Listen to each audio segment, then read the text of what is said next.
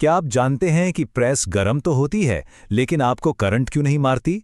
इसके पीछे का राज है अभ्रक यानी माइका। जी हां, आज हम इसी रोजमर्रा के मैजिक को डिकोड करने वाले हैं।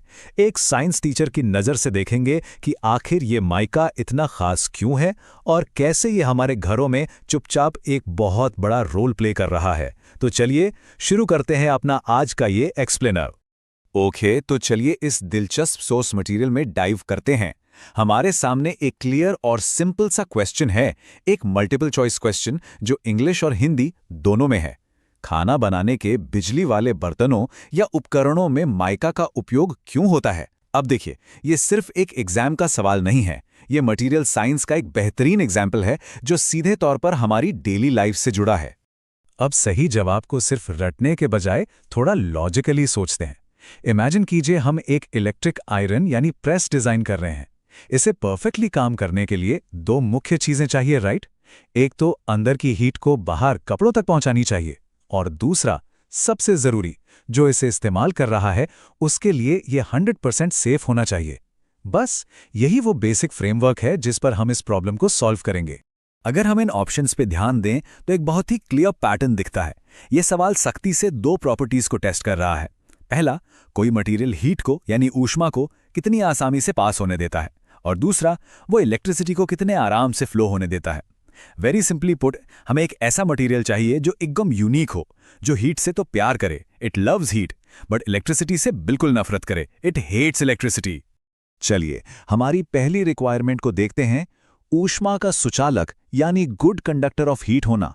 Step by step heat transfer को विजुलाइज कीजिए। पहले इलेक्ट्रिसिटी कॉइल में जाती है, कॉइल एकदम गर्म हो जाती है और फिर वहां से वो हीट बाहरी सतह तक ट्रैवल करती है। अगर हम यहाँ तांबे या एल्यूमिनियम जैसे नॉर्मल मेटल्स यूज करते हैं तो वो हीट ट्रांसफर तो बिल्कुल परफेक्ट करेंगे। इनफैक्ट मेटल्स बहुत अच्छे कंडक्टर होते हैं, पर वहां एक बहुत बड़ी प्रॉब्लम खड़ी हो जाएगी, और वो प्रॉब्लम है हमारी सेफ्टी। हमारी दूसरी रिक्वायरमेंट है कि मटेरियल को विद्युत का कुचालक यानी बैड कंडक्टर ऑफ इलेक्ट्रिसिटी होना चाहिए। जैसा हमने बात की, मेटल्स हीट के तो अच्छे कंडक्टर होते ही हैं, पर वो इलेक्ट्रिसिटी को भी उतनी ही तेजी से फ्लो होने देते हैं।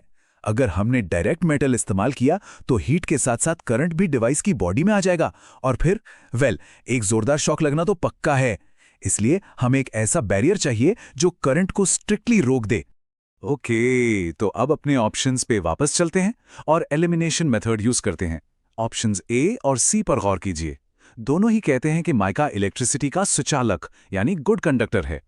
जस्ट इमेजिन, आप आराम से अपने कपड़े प्रेस कर रहे हैं और डिवाइस में 220 वोल्ट का करंट बिना किसी रुकावट के दौड़ रहा है। ये तो लिटरली खतरे की घंटी है। सेफ्टी पॉइंट ऑफ व्यू से देखा जाए तो इन दोनों ऑप्शंस को हम फौरन क्रॉस आउट कर सकते हैं। नो वे। राइट, अब ऑप्शन डी को चेक करते हैं। यह कहता है कि मटेरियल हीट और इलेक्ट्रिसिटी दोनों का कुचालक यानी बैड कंडक्टर है। इलेक्ट्रिसिटी को रोकना तो एकदम सही बात है, पर अगर ये हीट को भी बाहर आने से रोक देगा तो हमारी प्रेस कभी गर्म ही नहीं होगी। फिर उस डिवाइस का पॉइंट ही क्या बचा, वो पूरी तरह से यूजलेस हो जाएगी। तो लॉजिकली ऑप्शन डी भी एकदम गलत साबित होता है। तो सारे गलत ऑप्शंस को एलिमिनेट करने के बाद हमारे पास बचता है सिर्फ ऑप्शन बी, और बिंगो, यही हमारा बिल्कुल सही जवाब है। माइका ही वो कमाल का नेचुरल मिनरल है जो ऊष्मा का सुचालक तथा विद्युत का कुचालक होता है। कभी किसी खराब आयरन को खोलकर देखिएगा, आपको दिखेगा कि अंदर की हीटिंग कॉइल को माइका की बिल्कुल पतली पतली लेयर्स यानी शीट्स के बीच एक सैंडविच की तरह दबाकर रखा जाता है। ये लेयर्स बहुत स्मार्टली हीट को बाहर छोड़ती हैं, लेकिन करंट को पूरी तरह अंदर ही लॉक कर देती हैं। तो देखा आपने कैसे ये एक सिंपल सा rule, loves heat hates electricity, हमारी रोजमर्रा की जिंदगी को सेफ और आसान बनाता है। सिर्फ इलेक्ट्रिक आयरन ही नहीं, आपके घर में रखा टोस्टर, हेयर ड्रायर और यहां तक कि माइक्रोवेव ओवन में भी इसी माइका इंसुलेशन का जोरदार इस्तेमाल होता है। अब इस टॉपिक को रैप अप करने से पहले आपके लिए एक क्विक क्विज क्वेश्चन छोड़कर जा रहा हूं। जरा सोचकर देखिए, क्या कोई और ऐसा आम मटेरियल आपके ध्यान में आता है जो हीट का तो दोस्त हो लेकिन इलेक्ट्रिसिटी का दुश्मन? अपने आसपास देखिए और इस मटेरियल साइंस को अपनी रियल लाइफ में ऑब्जर्व कीजिए। आज